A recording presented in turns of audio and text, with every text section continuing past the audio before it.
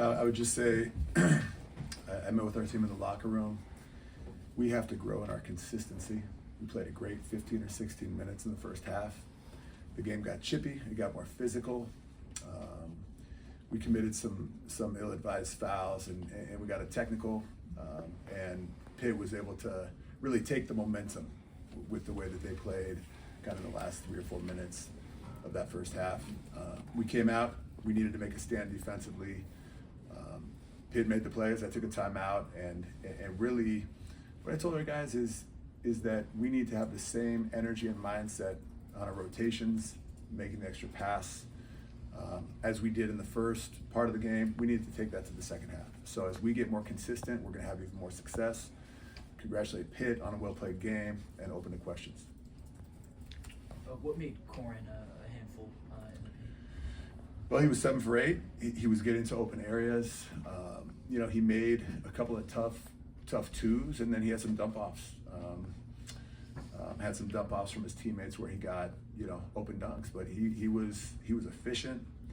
He got himself to open areas, and he was great at finishing the ball around the rim. Go ahead. What went into the game plan to get you guys? You had 3 different runs, I think 9-3, 14-3, and a 10-2 run, all in the first half. They kind of built up their strong lead. Mm-hmm. Our game plan was, first of all, a few different things, but we wanted to show different looks in terms of pick and roll coverage in different positions on the court. We wanted to change coverages, which we did, and we wanted to get a lot of deflections. Deflections have always been a big part of what we do. I thought we scored off turnovers pretty well in the first half. We got into the paint. Our bench came in and did a good job, and so those would be some of the things that went into the first half.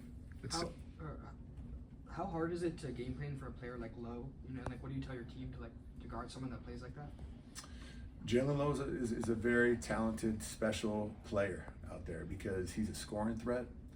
First of all, he can shoot the 3. He's a good finisher. He can make the long 2. But then his vision, if you find yourself loading up on him, he's really able to find the shooters. And he's got some great guys that he can pass to on the perimeter. Zach Austin. You look at Diaz-Graham, Guillermo, a great catch and shoot guy. Obviously, Pitt has had some injuries, and so when they get their guys back healthy, they're going to be even better. Coach, what did you see from Wilkinson and his ability to produce off the bench? Yeah, Jeremiah has been someone who has been locked in since he got on the campus. Jeremiah wants to be great. He works extremely hard, and he is just a prolific threat every time he steps onto the court. He knows every set. He's a strong defender, and his defense gets better every day, to the point where we can put him on the other team's lead guard at times if we need to. And so for Jeremiah to be doing everything that he's doing as a freshman, it shows you a lot about who he is. It shows you a lot about his heart. And it shows you, from a work ethic standpoint, he wants to be great. And he wants to help lead us to winning. And so, he gave a great effort tonight, like a lot of guys did, and we'll study the film, we'll learn from the film, and we'll get better. You think the technical fouls in the first half took away your momentum? No, the officials called the technical fouls for a reason. The officials called the T's for a reason. I think, I'm not sure if Jeff got the T or a coaching staff member got the T, but they were, then we got a T. And so I don't question the officiating, but I've told our guys, we've got to have composure. Winning on the road is hard, especially in a venue like this, especially against a team like Pitt that they have a really good team this year. Pitt has a really good team, so it's hard to come in here and take one from Pitt. For us to do it, we have to have better composure. We can't have 2 technical fouls. One was offsetting, but the other one was not.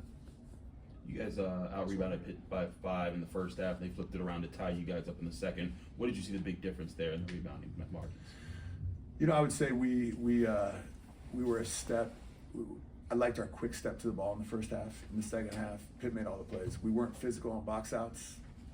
We weren't cracking down when our big guys went to go block shots, and so consequently they were able to keep the basketball alive.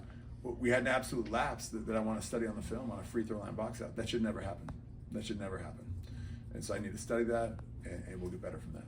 All right, everybody. Thank you. Thanks. Thank you, guys.